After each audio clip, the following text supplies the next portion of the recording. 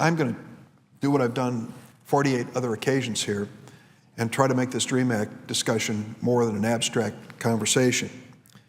I want to make sure that people understand who is involved in these decision processes. This is a photograph of Maria Gomez. Her parents brought her from Mexico to Los Angeles when she was 8 years old. Started school in the 3rd grade with English as a second language.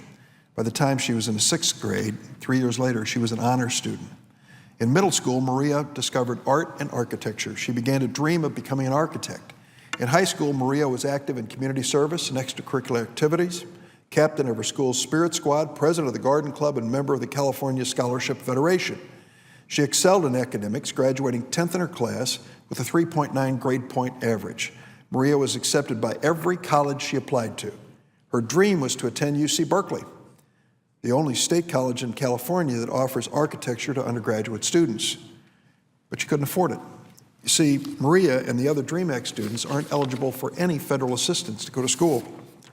Instead, she decided to live at home and to attend UCLA. She was a commuter student. She rode the bus to and from UCLA 2.5 hours each way, each day. While she was a full-time student, she worked cleaning houses and babysitting to help pay for tuition. She graduated from UCLA with a major in sociology and a minor in public policy. She is the first member of her class, or family, I should say, to graduate from college. But she was determined to achieve her dream of becoming an architect. She enrolled in the Masters of Architecture program at UCLA.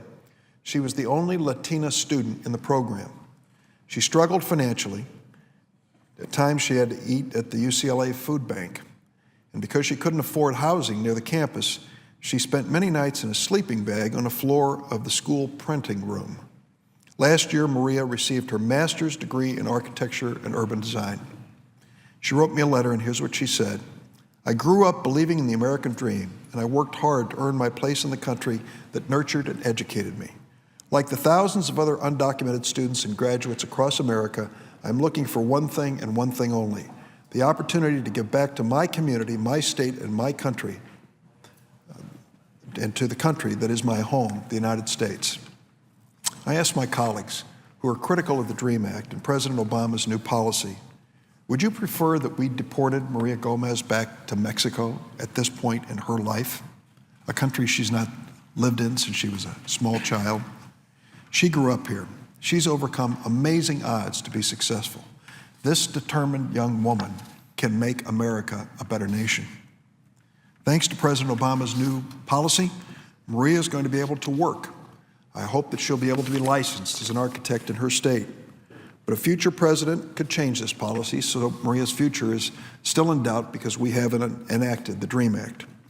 Maria isn't the only one. There are tens of thousands just like her. The DREAM Act would give Maria and others like her the opportunity to be our future architects, engineers, teachers, doctors, soldiers. Today, I again ask my colleagues to support the DREAM Act. The President's new deportation policy is a step in the right direction, but ultimately it's our responsibility. He's done his part. We need to pass this humane, thoughtful bill and give people like Maria Gomez a chance to make America a better place to live.